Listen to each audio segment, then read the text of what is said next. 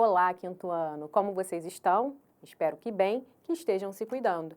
Para quem ainda não me conhece, eu sou a professora Mirela Botino, professora do quinto ano aqui no Rio Educa na TV. Fico muito feliz de estar aqui com vocês mais uma vez, trazendo sempre informações para que vocês possam aprender cada dia mais. Bom, agora eu vou me audiodescrever. Eu sou uma mulher, tenho 30 e poucos anos, tenho cabelo loiro abaixo do ombro, pele clara, olhos verdes, estou vestindo uma calça jeans e uma blusa lilás com umas estampas de zebra. E estou gravando aqui do estúdio da Multirio, pessoal. Para a gente falar sobre o tema da nossa aula de hoje, eu convido o Cauã e a Lorena para trazerem para a gente o título da nossa aula. Crianças, tragam aí o tema de hoje, por favor. Hoje nós vamos falar um pouco sobre a história do nosso povo nativo, dos povos originários aqui do nosso país. E vamos falar então da vida dos povos indígenas aqui no Rio de Janeiro. Como isso aconteceu, as curiosidades, as tradições, costumes, a invasão da corte portuguesa no nosso território, entre algumas outras coisas. Mas, para a gente dar início a essa aula, eu acho muito importante conversar com vocês sobre o termo índio. Essa palavra, esse termo índio, ela não é mais utilizada. Existe hoje outras palavras mais corretas, mais apropriadas para a gente se referir à população indígena. Mas eu vou explicar para vocês, fiquem tranquilos que vocês vão entender o motivo da gente não utilizar mais essa palavra. Bom, a palavra índio, ou o termo índio, ele foi criado pelos colonizadores, pelos portugueses, para se referirem de uma forma abrangente, genérica e até pejorativa, falando sobre os nativos do nosso país. Então, além disso, além de ser uma forma um pouco pejorativa, e ampla, na verdade, existem várias etnias indígenas, uma pluralidade, uma diversidade muito grande de pertencentes indígenas, e de indivíduos indígenas. Então, a gente não pode simplesmente usar uma palavra, índio, para a gente se referir a toda essa diversidade, a toda essa pluralidade. Eu vou falar só algumas populações indígenas, etnias indígenas diferentes. Temos os pataxós, os guaranis, tamoios, temos vários outros, são muitos, e cada uma dessas etnias possui suas diferenças, as suas particularidades. E é por isso que hoje a gente já sabe que o termo correto, os termos mais adequados para a gente se referir, então, a palavra que a gente substituir a palavra índio seria representante do povo indígena, representante da população indígena, povo nativo, povo originário. E aí? Conseguiram compreender? Agora vocês já sabem qual é o correto para vocês poderem utilizar a palavra certa no momento que vocês precisarem. Combinado? Bom, outra coisinha que eu queria falar com vocês. Vocês já devem ter ouvido, escutado por aí que os portugueses invadiram o Brasil. E é isso mesmo. O Brasil, o nosso território, ele foi invadido. Vamos entender o porquê. Bom, se os portugueses saíram lá de Portugal e vieram para o Brasil e chegaram aqui e tinham pessoas morando aqui, pessoas essas que já tinham seus costumes, suas tradições, sua religião, os seus hábitos, como é que eles descobriram o território? Será que quem descobriu esse território não foi quem já vivia aqui antes? Pois é, pessoal? Não faz sentido dizer que eles descobriram. Na verdade, eles invadiram o nosso território. E não foi uma invasão amigável não, tá? Além deles tomarem posse do lugar, eles impuseram também as suas crenças, religião, seus costumes, seus hábitos. Inclusive, eles tornaram muitos membros indígenas, muitos grupos indígenas, forçando eles a trabalharem de forma escravizada.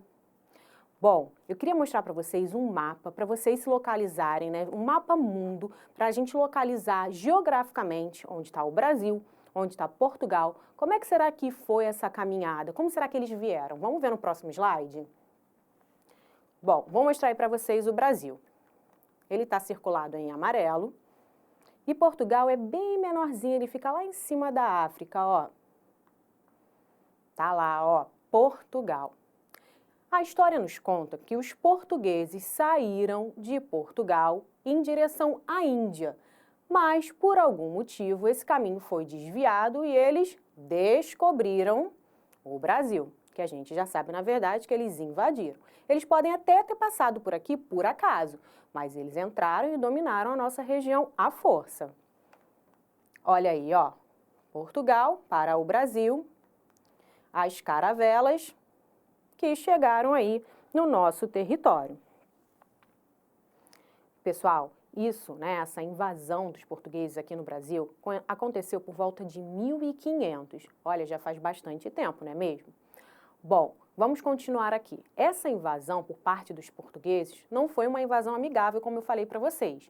Portanto, existiam grupos divergentes que não concordavam com o que estava acontecendo. Então, povos indígenas de diversas etnias não estavam concordando com o que estava acontecendo e eles saíam de perto, né, como se fosse um movimento de fugir dessa proximidade com os portugueses, tentando se esconder para não terem sua vida, né, sua cultura, sua tradição invadida.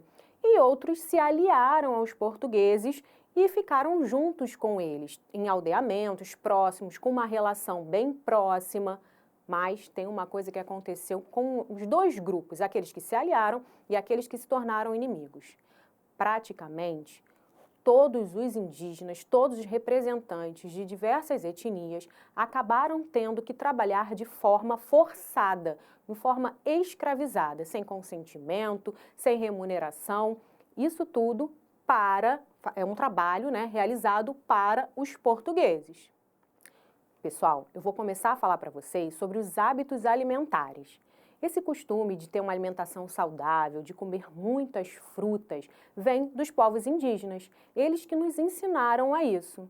Tem uma outra coisa que também é de origem indígena, que é a mandioca, a farinha da mandioca, e que a gente consome muito aqui no Brasil. E tem muitas outras coisas, vocês querem ver? O uso das plantas medicinais, como por exemplo o boldo, a erva doce, entre muitas outras, além de sementes e raízes, todas essas foram trazidas, é um legado da população indígena. E ó, as plantas medicinais, raízes e ervas, não é algo só usado pela gente não. Existem pessoas do mundo inteiro que pesquisam, comercializam e ganham dinheiro com isso, sabiam? Com coisas que foram os indígenas, né, a população indígena que descobriu.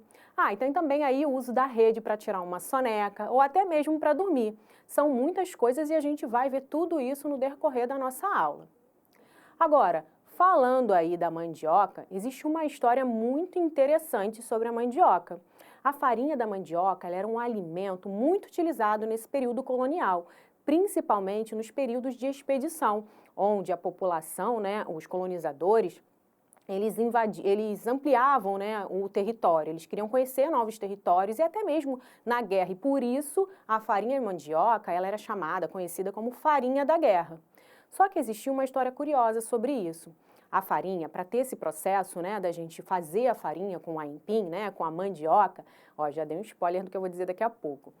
Esse processo aí de formar a mandioca, transformar ela em farinha, era um processo muito perigoso, porque na raiz da mandioca existe um caldo que eles dizem, né, que tem um veneno, e esse veneno poderia matar. Então, eles tinham muito receio de transformar a mandioca na farinha. Só que ela era muito utilizada porque ela sustentava, ela dava uma saciedade na população. Então, quando eles estavam indo fazer essas expedições, ou eles estavam indo em guerra, no caminho eles plantavam a mandioca. E quando eles voltavam, eles retiravam essa mandioca que já tinha nascido para eles poderem se alimentar. Agora, sobre o spoiler que eu falei ainda há pouco, é porque a mandioca ela é consumida aqui por muitas partes, muitos territórios aqui no Brasil. Muitas pessoas consomem e cada lugar ela é conhecida com um nome diferente. Ela pode ser mandioca, aipim, como eu já falei, macaxeira, castelinha e muitos outros nomes. Como é que será que é chamada aí a mandioca no lugar onde você vive, hein? Lembrando que a mandioca ela é originária da população indígena. Outro legado indígena, pessoal, são os nomes dos bairros aqui da nossa cidade do Rio de Janeiro. Você sabia que Maracanã, Ipanema, Sepetiba, Guaratiba são nomes originários das populações indígenas? Foram eles que batizaram, que deram esse nome a esses locais. Agora, falando aí em Maracanã, Ipanema. Tem também umas outras coisas que eu quero falar, sobre os Arcos da Lapa e também da Igreja Nossa Senhora da Glória do Outeiro. Todos esses lugares que nós acabamos de falar aqui, eles têm raízes mesmo indígenas. Por quê, pessoal? Ou porque o nome, né, ou o nome é de origem, ou porque eles foram construídos pelo trabalho forçado da população indígena, ou porque foram construídos, edificados justamente em cima de um território indígena, como é o caso aí da igreja que a gente acabou de mostrar nas imagens. Então, tem muita história e muita coisa que eles contribuíram para a gente. Tem uma outra coisa que a gente usa muito e que essa eu tenho certeza que você aí vai ficar muito curioso e surpreso quando eu disser para vocês. Sabe a palavra carioca, que define quem nasceu na cidade do Rio de Janeiro? Pois é, ela também é de origem indígena. Foram os povos indígenas que trouxeram, que criaram essa palavra, da língua tupi. Eles que trouxeram essa língua e essa palavra, e nós utilizamos até hoje. Agora, existem várias versões do significado real de carioca. Eu vou mostrar para vocês no próximo slide 3 dessas possibilidades, e está na ordem de como elas são mais usadas. Vamos ver aí no próximo slide? Bom, como eu disse para vocês, a gente tem as 3 possibilidades. A primeira e a mais utilizada é a caraiuá, caraiuá-oca. Caraiuá significa homem branco e oca, casa. Então, caraiuá-oca seria carioca, casa do homem branco. A outra possibilidade também, que uma parte dos historiadores diz, é a palavra acari, que quer dizer peixe cascudo, que era associado aos portugueses porque eles usavam aquelas armaduras. Então, acari, oca, que era a casa, então a casa dos portugueses, Acari. E Carioque, que era o nome da aldeia Tamoio, que ficava justamente ali onde eu falei para vocês, que foi construído a igreja lá na Glória. Então, aquele local era um território chamado Carioque, né? E era um território totalmente indígena. E aí, qual será a versão verdadeira? Bom, não importa muito para a gente agora. O que importa mesmo é que qualquer uma delas tem origem na língua indígena. E é sobre isso que a gente está falando, sobre o legado deixado por eles e que nós utilizamos e que nós incorporamos na nossa cultura, nas nossas tradições e que às vezes a gente nem sabe. E é por isso que é bem importante que a gente converse sobre isso. Bom, tem várias outras coisas deixadas aí por eles para a gente, como, por exemplo, o hábito de tomar banho todos os dias. Vocês sabiam que antes disso, os colonizadores, né, os portugueses, os europeus, não tinham esse costume.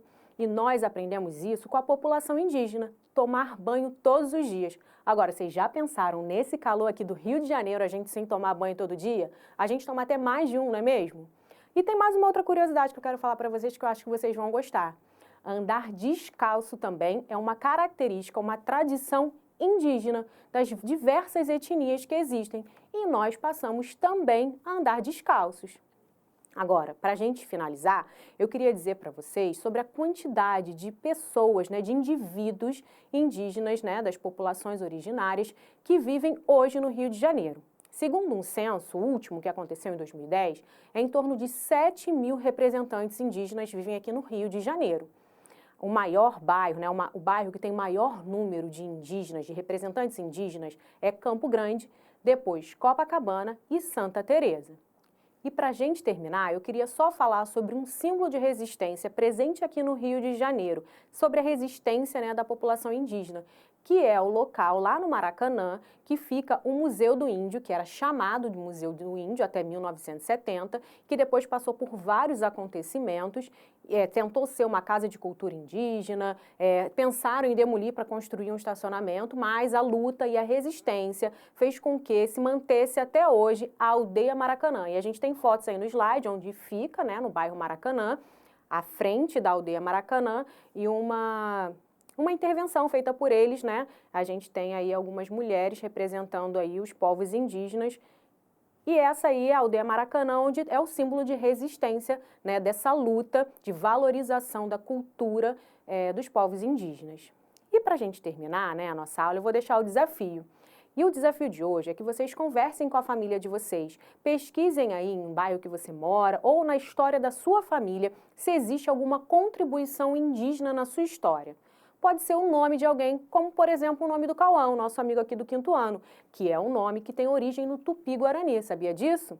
Então, faça uma pesquisa aí, descubra se tem um nome de alguém com origem indígena, se o nome da sua rua, se tem alguma loja, algum comércio por aí que tem alguma contribuição indígena, algum alimento que vocês consumam ou até mesmo o nome do seu bairro.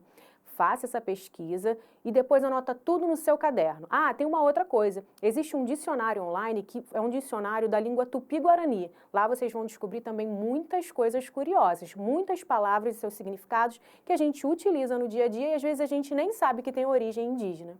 Pessoal, me despeço aqui de vocês, espero que vocês tenham aprendido aqui comigo e a gente deve valorizar a nossa cultura. A cultura indígena é a nossa cultura. Um grande beijo e até o nosso próximo encontro. Tchau, 5º ano!